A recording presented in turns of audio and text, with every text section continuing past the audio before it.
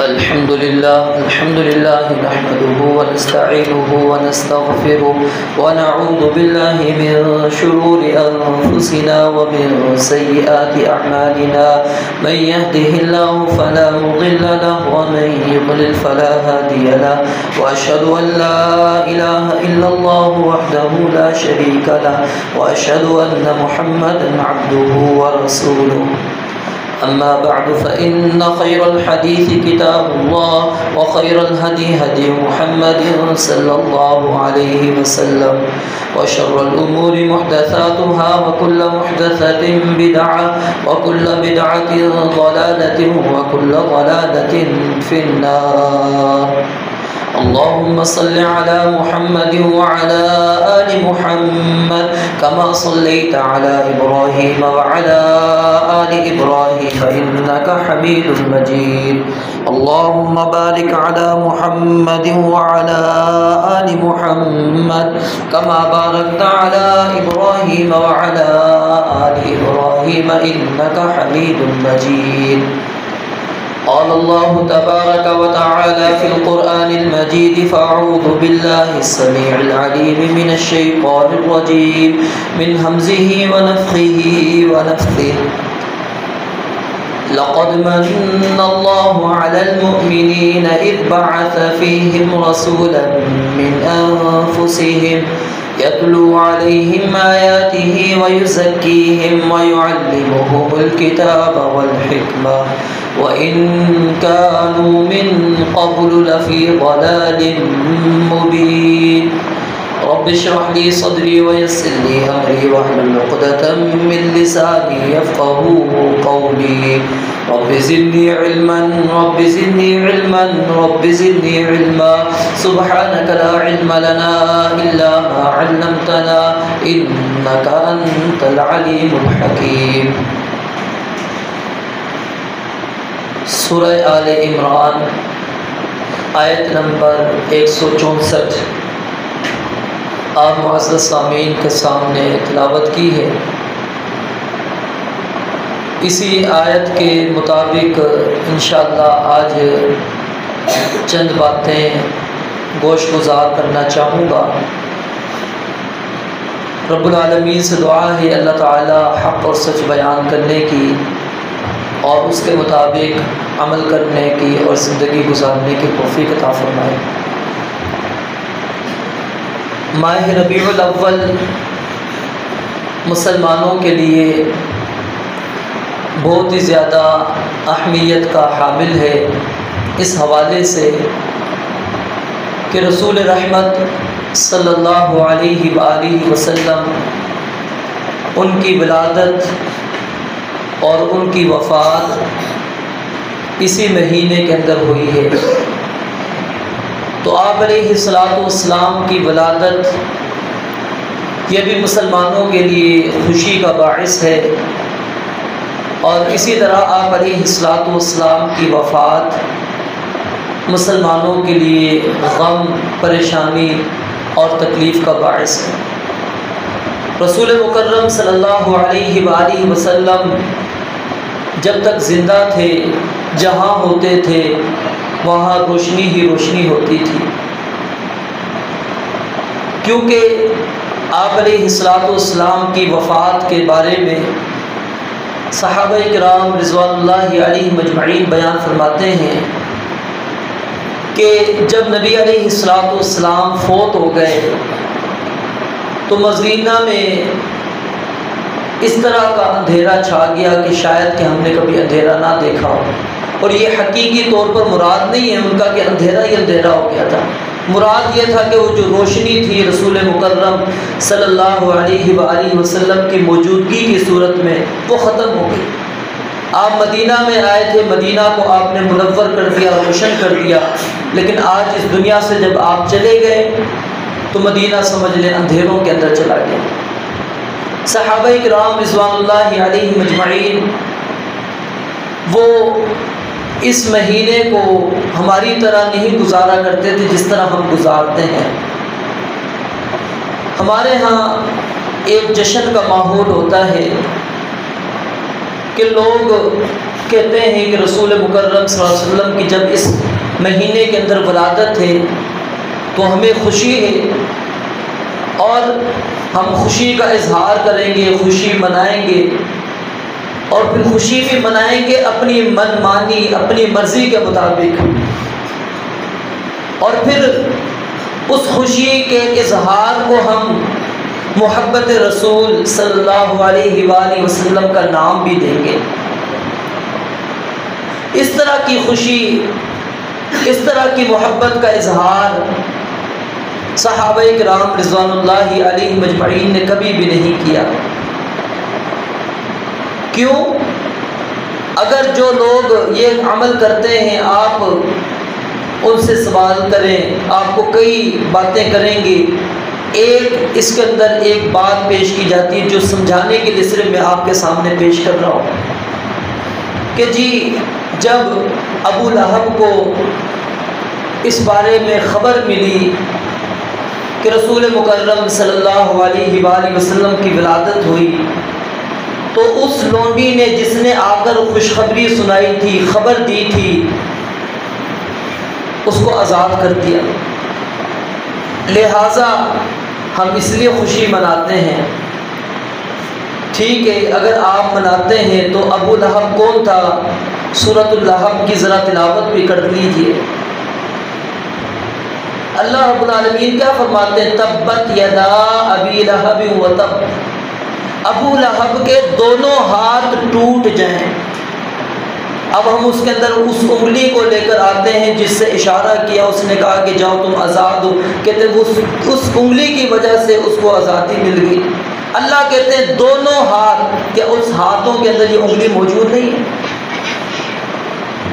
چلیں آگے اس پر مزید میں بات نہیں کرتا، صرف غور کیجئے گا، خوشی کا اظہار کرنا اس انداز کے اندر، جشن منانا اس انداز کے اندر، یہ کس کی سنت ہوئی؟ پھر ابو لہب کی ہوئی نا۔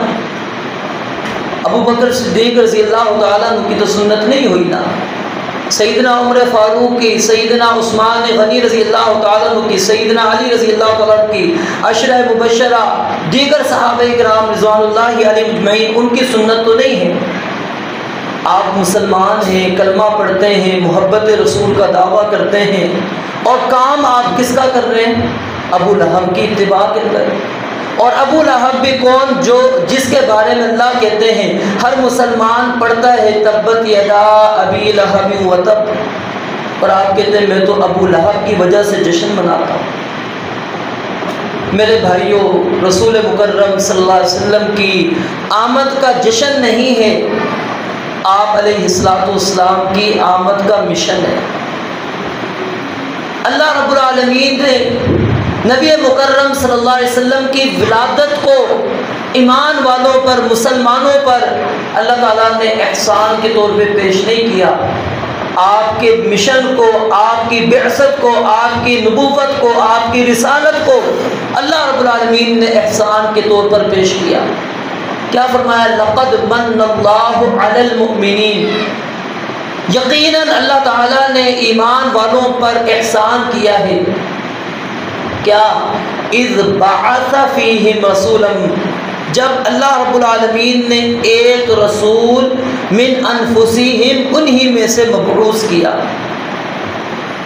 لفظ مبعوث کو آپ اچھی طرح جانتے ہیں، یہاں ولادت نہیں ہے، اذ ولدہ نہیں ہے کہ جب نبی علیہ السلام کی ولادت کر دی گئی، اس ولادت کو اللہ رب العالمین نے کہا ہو کہ یہ ایمان والوں پر احسان ہے، کیونکہ اصل مقصود آپ کی ولادت نہیں، آپ کا مشن ہے، آپ کی اتباع ہے، آپ کی پیروی کرنا ہے، آپ کی لائی ہوئی شریعت کے اوپر عمل کرنا ہے، اور اس شریعت کو لوگوں تک پہنچانا ہے۔ هو الذي ارسل رسوله بالهدى ودين الحق ليظهره على الدين كله، اللہ فرماتے ہیں ہم نے اپنے اس رسول کو ہدایت کے ساتھ اور دین حق کے ساتھ مبعوث کیا، بھیجا۔ وجہ کیا ہے؟ لِيُظْهِرَهُ عَلَى الدِّينِ كُلِّهِ، تاکہ اس دین کو یہ تمام ادیان پر غالب کر دے۔ وَلَوْ كَرِهَ الْمُشْرِكُونَ، پھر مشرک اگرچہ ناپسند کرتے ہوں، ان کو پسند نہ ہو، اللہ رب العالمین اپنے نبی کے مشن کو وہ مکمل کرنا چاہتا ہے تمام ادیان پر۔ اس میں یہودیت بھی ہے، عیسائیت بھی ہے، یعنی وہ جو شریعتیں نازل ہوئی تھی، کتابیں اللہ تعالیٰ نے نازل کی تھی، اللہ تعالیٰ نے اس کو دین باطل قرار دے دیا۔ کیوں؟ کیونکہ آپ کی بعثت کے بعد وہ ختم، اب ان کی حیثیتیں نہیں ہیں۔ لِيُظْهِرَهُ عَلَى الدِّينِ كُلِّهِ، تمام ادیان کے اوپر غالب کرتے۔ تو اللہ رب العالمین نے آپ کی بعثت کو اور مسلمانوں کو یہاں پر تنبیہ کی ہے کہ غور کرو نبی علیہ السلام کی ولادت منانے کے بجائے آپ کے مشن پر۔ کل کتنے قافلے نکلیں گے، لوگ نکلیں گے، محبت کا اظہار کریں گے، جھنڈا ہاتھ میں ہوگا، گلی سجا لیں گے، کیا ہے جی بس 2 گھنٹے گلی میں گھومو، بازار میں گھومو، 4 نعرے لگا لو اور اپنے آپ کو عاشق رسول، محب رسول ثابت کر دو۔ پورا سال نہ نماز سے تعلق، نہ اس دن نماز سے تعلق، نماز سے کوئی تعلق نہیں، نبی علیہ السلام سے کوئی تعلق نہیں، آپ کی سنت کو اپنانا نہیں، آپ کے طریقے کو اپنانا نہیں، آپ کے حلیے کو۔ اب آپ کے حلیہ تو بیان کیا جاتا ہے، آپ کے چہرے کو بیان کیا جاتا ہے، آپ کے جسم کو بیان کیا جاتا ہے۔ مقصد کیا ہوا؟ جب میں نے اپنانا نہیں، میں نے اپنی منمانی کرنی ہے اور میں اپنے آپ کو پھر محب رسول قرار دیتا ہوں۔ تو اللہ رب العالمین فرماتے ہیں ایمان والوں پر احسان میں نے کیا کیا کہ جب انہی میں سے ایک رسول مبعوث کر دیا، یتلو علیہم آیاتہ۔ اب اللہ رب العالمین ان کا مشن، ان کی ذمہ داریاں بیان فرما رہے ہیں۔ اور یہ اللہ تعالیٰ نے کیوں بیان کی؟ یہ ہمارے لیے ہیں، کیونکہ اللہ نے تو آپ کو ذمہ داریاں دے رکھی تھی۔ اللہ نہ بھی بیان کرتا، آپ نے بلغ ما انزل الیک من ربک وان لم تفعل فما بلغت رسالتہ، اس کے مطابق آپ نے تو سارے دین کو پہنچانا تھا۔ یہ اصل میں ہمیں اللہ تعالیٰ سمجھانا چاہ رہے ہیں کہ اگر تم واقعی نبی علیہ السلام سے محبت رکھتے ہو تو آپ کے اس مشن کو، ان ذمہ داریوں کو جو نبی علیہ السلام کی تھی، اب بحیثیت امت ہر ایک فرد کی، یاد رکھیے ہر ایک فرد کی ذمہ داری ہے۔ یہ میری ذمہ داری نہیں، یا مولویوں کی ذمہ داری نہیں، یا ایک مخصوص گروہ طبقے کی ذمہ داری نہیں، ہم سب کی ذمہ داری ہے، ہم سب کی یہ ذمہ داری ہے، کیونکہ ہم آپ علیہ السلام کے مشن کو اپنانے والے، آپ کے مشن کو آگے پھیلانے والے، ہم آپ علیہ السلام سے محبت کرنے والے ہیں۔ تو پھر ہم میں سے ہر ایک کی ذمہ داری ہے، کیا ہے؟ یتلو علیہم آیاتہ۔ پہلی چیز کہ وہ رسول مکرم علیہ السلام ان پر اللہ تعالیٰ کی آیات کی تلاوت کرتے ہیں۔ اللہ جو احکامات نازل کرتے تھے وہ سارے کے سارے احکام، ساری کی ساری آیات آپ بیان کر دیتے تھے۔ اب وہ لوگ جھوٹے ہیں جو کہتے ہیں کہ سیدنا علی کی ولایت کھا گئے، نعوذ باللہ، آپ فلاں کھا گئے، آپ فلاں نے یہ مسئلہ، آپ نے فلاں یہ مسئلہ نہیں بیان کیا، وہ سارے کے سارے جھوٹے ہیں، قرآن سچا ہے۔ ہم کیوں نہیں غور کرتے؟ قرآن مجید کے چھوٹے سے الفاظ ہوتے ہیں، ساری حقیقت لوگوں کے سامنے اللہ رب العالمین بیان کر دیتا ہے۔ یتلو علیہم آیاتہ، اللہ کی آیات پڑھ کے سناتا ہے، تلاوت کرتا ہے ان کے اوپر اللہ کے احکام۔ اور جب اللہ کے احکام اہل ایمان پڑھے جاتے ہیں تو اللہ تعالیٰ نے اس کی کیفیت بھی بیان فرمائی کہ اذا تلیت علیہم آیاتہ زادتہم ایمانا، ایمان والوں کا ایمان مزید بڑھ جاتا ہے، ان کا یقین اور بڑھ جاتا ہے۔ اور کافر جب ان پر پڑھی جاتی ہے وَإِذَا تُتْلَىٰ عَلَيْهِ آيَاتُنَا وَلَّىٰ مُسْتَكْبِرًا، پیٹھ پھیر کر تکبر کرتے بھاگ جاتا ہے۔ كَأَن لَّمْ يَسْمَعْهَا، گویا کہ اس کے کان میں آواز گئی نہیں ہے۔ كَأَنَّ فِي أُذُنَيْهِ وَقْرًا، اور اس کے کان میں ڈانٹ پڑی ہوئی ہے۔ اب میں غور کروں، کیا میرے اوپر آیات قرآنی کی تلاوت کے بعد وہ پہلی کیفیت آتی ہے؟ کیا میرے ایمان کے اندر، میرے یقین کے اندر پختگی آتی ہے، مضبوطی آتی ہے؟ یا پھر میں تکبر کرتا ہوا آگے چلا جاتا ہوں اور میری کیفیت یہ ہوتی ہے گویا کہ میرے کانوں میں آواز گئی نہیں؟ اللہ کے نبی نے تو ہر ایک کو سنایا. کافر کہتے تھے لا تسمعوا لهذا القرآن والغوا فيه لعلكم تغلبون. اس قرآن کو نہیں سننا. کیوں؟ سنو گے عمل کرنا شروع کر دو گے، اثر کرے گا قرآن. جب قرآن پڑھا جائے شور شرابہ کرنا ہے تاکہ تم نبی کی دعوت کے اوپر، نبی کی بات کے اوپر غالب آ جاؤ. آج میرا بھی طرز عمل، میں بھی ذرا غور کروں. میں کافر والی آیات تو پڑھ لیتا ہوں. کافر تو یہ کرتا تھا کہ میں اللہ کے نبی علیہ السلام کے احکامات کے اوپر کیا میں کسی اور امام محدث، کسی مفسر، کسی اور کا قول لا کر پیش نہیں کرتا. اور پھر کیا میں یہ نہیں کہتا کہ یجب علینا تقلید امامنا، ہم پر تو ہمارے امام کی بات ماننا، اس کی تقلید کرنا، جو وہ کہے گا اس کے پیچھے چلنا ہم پر واجب. کافر کرے تو اللہ اس کو کہتے کہ تو کافر ہے، مسلمان کرے تو مسلمان ہی رہتا. غور کریں ہم اس پر. پہلی ذمہ داری آپ کی یہ تھی، آپ اللہ کے احکام سناتے تھے. اور دوسرا وَيُزَكِّيهِمْ، صرف آیات پڑھ کے نہیں سناتے تھے، تزکیہ بھی کرتے تھے. اللہ نے یہ نہیں کہا کہ يَسْأَلُونَكَ عَنِ الْخَمْرِ وَالْمَيْسِرِ، پھر صحابہ شراب بھی پیتے ہوں، صحابہ جوئے بھی کھیلتے ہوں. اللہ رب العالمین نے قرآن مجید کے اندر حرمتیں بیان کی، منہیات بیان کی، صحابہ اس کے مطابق عمل بھی کرتے ہوں، اسی کو اختیار کر کے رکھتے ہو. نہیں، صحابہ رک جایا کرتے تھے، باز آ جایا کرتے تھے. کیوں؟ کیونکہ اللہ کے نبی علیہ السلام جو آیات پڑھتے تھے اس کے مطابق ان کا تزکیہ، ان کو پاک صاف بھی کرتے تھے.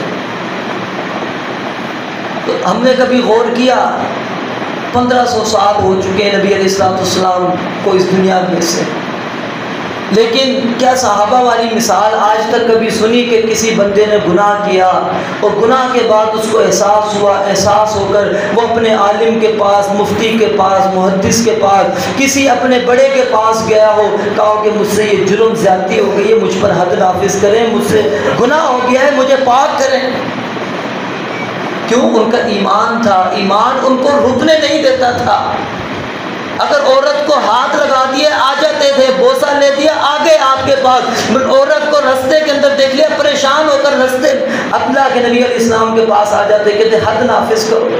کیوں؟ تزکیہ تھا یہ. آپ نے اس کو اتنا پاک صاف کیا کہ پاک معاشرہ بن چکا، پاکیزہ معاشرہ بن چکا. ہر چیز کو وہ چھوڑنے کے لیے آمادہ ہو گئے، تیار ہو گئے، کیونکہ آپ ان کا تزکیہ کرتے تھے. اور تزکیہ یاد رکھیں کوئی الگ چیز نہیں. ہم سمجھتے ہیں قرآن کی آیات الگ ہیں، تزکیے کے لیے الگ ہیں، کیونکہ لوگوں نے تصوف کے راستے نکالے. جی اگر آپ نے تزکیہ کرنا ہے تو فلاں کی پیری کو، مرشدی کو اختیار کرنا ہے، فلاں کے ساتھ اپنے تعلق کو جوڑنا ہے، فلاں مسلک کے ساتھ جانا ہے، اس کے ساتھ جڑو گے، اس کے مشرب میں بیٹھو گے، اس کی محفلوں میں جاؤ گے، پھر تمہیں پاکیزگی ملے گی. نہیں، سب سے بڑی پاکیزگی جس کے ساتھ نبی علیہ السلام نے پاکیزگی کی، تزکیہ کیا، وہ قرآن تھا، حدیث تھی. یہی آیات تھی، یہی حدیثیں تھی جو پڑھ پڑھ کر آپ علیہ السلام صحابہ کا تزکیہ کرتے تھے. شراب کی حرمت کی آخری آیات کو سورہ مائدہ والی ذرا پڑھ کے تو دیکھیے. جب اللہ نے کہا فَهَلْ أَنْتُمْ مُنْتَهُونَ، صحابہ کیا کہتے ہیں؟ انتہینا، ہم باز آ گئے. اللہ کہتے ہیں باز آ جاؤ گے، کہتے ہیں باز آ گئے. یہ ان کے جملے ہوتے تھے. اور صرف زبانی نہیں، مدینہ کے اندر سیلاب کی کیفیت ہو چکی تھی. شراب سے سیلاب آ گیا، گھونٹ منہ میں پھینک دیا، حلق سے نیچے نہیں جانے دیا، اور جو حلق کے اندر چلا گیا الٹیاں کرنے کی کوشش کی، باہر نکل آئے. کیوں؟ حرمت آ چکی. انتہینا، باز اس طرح ہوئے، تزکیہ پاک اس طرح اپنے آپ کو کیا. تو میرے بھائیوں ہمیں بھی اس پر غور کرنا چاہیے. اللہ تعالیٰ نے بے شمار چیزیں بیان کی ہیں، اس پر غور کریں اور پھر ہم انہی کے مطابق، آیات کے مطابق، احادیث کے مطابق اپنا تزکیہ کریں. اور پھر وَيُعَلِّمُهُمُ الْكِتَابَ وَالْحِكْمَةَ، تیسری چیز اللہ تعالیٰ نے اس آیت کے اندر کیا بیان فرمائی کہ وہ ان کو کتاب اور حکمت. اب غور کریں، پیچھے یتلو علیہم آیاتہ کے اندر یہ چیزیں آ چکی تھیں، لیکن وہاں صرف تلاوت تھی. آپ پڑھ کے احکام سنا رہے تھے، آپ بتلا رہے تھے رب نے یہ پیغام بھیجا ہے، جبریل یہ پیغام لے کر آیا ہے، اللہ رب العالمین نے یہ حکم نازل کیا ہے، اس کام سے منع کر دیا ہے. صرف یہ پڑھ کر سنانا یعنی یہ ذمہ داری نہیں ہے کہ مولوی صاحب کو ہائر کیا جائے، وہ مسجد کے اندر رکھ لیا جائے، بس وہ ہمیں پڑھ پڑھ کر سناتے ہیں، ہم نے نہیں کچھ سیکھنا. نہیں، اللہ رب العالمین نے اس کے بعد کیا فرمایا؟ وَيُعَلِّمُهُمْ، پڑھتا بھی تھا، تلاوت بھی کرتا تھا، ساتھ میں تعلیم بھی دیتا تھا، سکھاتا بھی تھا. تو یہ سیکھنا یہ بھی ضروری ہے. اور جس طرح ہم قرآن مجید سے پہلے قاعدہ پڑھنے پر توجہ دیتے ہیں، غور کرتے ہیں، قرآن مجید ناظرہ پڑھنے پر غور کرتے ہیں، کیا کبھی ہم نے اتنی توجہ قرآن مجید کے ترجمے تفسیر کے اوپر، قرآن مجید کی آیات کے مفاہیم، ان کے الفاظوں کو سمجھنے کے اوپر کی؟ احادیث کو پڑھتے ہیں، سننے کے بعد کیا ہم نے ان کو پڑھنے کی کوشش کی؟ وَيُعَلِّمُهُمُ الْكِتَابَ، لازمی نہیں ہے کہ آپ کو میں یہ کہوں کہ آپ 8-10 سال کے لیے مدارس میں چلے جائیں. اللہ نے اب بڑی سہولتیں دے دی ہیں، ہر چیز آپ کے پاس موجود ہے. تعلیم کے سلسلے اب تو یعنی کہ آپ گھر پہ بیٹھے ہوئے، آپ کو پڑھانے والے ہزاروں میں پڑھنے والے نہیں ہیں. علماء کہتے ہیں پڑھ لو، علماء کہتے ہیں پڑھ لو بھائی پڑھ لو، مفت میں بھی پڑھانے والے ہیں، پیسوں میں بھی پڑھانے والے ہیں کہ بھائی میں فلاں ٹائم میں فلاں جگہ پر آن لائن ہوں گا، آؤ میرا درس سن لو، تعلیم کر لو، حاصل کر لو. مفت میں بھی ہم نہیں آتے، یعنی اب کہیں جانا بھی نہیں پڑ رہا، آپ اپنا کام بھی کر رہے ہیں، سن بھی لیں، درس سن لیں، وہاں پھر واضح و نسخے سن لیں. اتنی آسانی کے باوجود وہ اسفار جو امام بخاری نے کیے، امام ترمذی، امام مسلم، امام نسائی، ہم وہ سفر کہاں کر سکتے ہیں؟ تو چھوٹا سا سفر ہم گھر سے مسجد کا نہیں کرتے، تو گھر میں بیٹھ کر ہم سفر نہیں کر سکتے کہ اپنے موبائل کو کھول لیں اور ذرا سن لیں.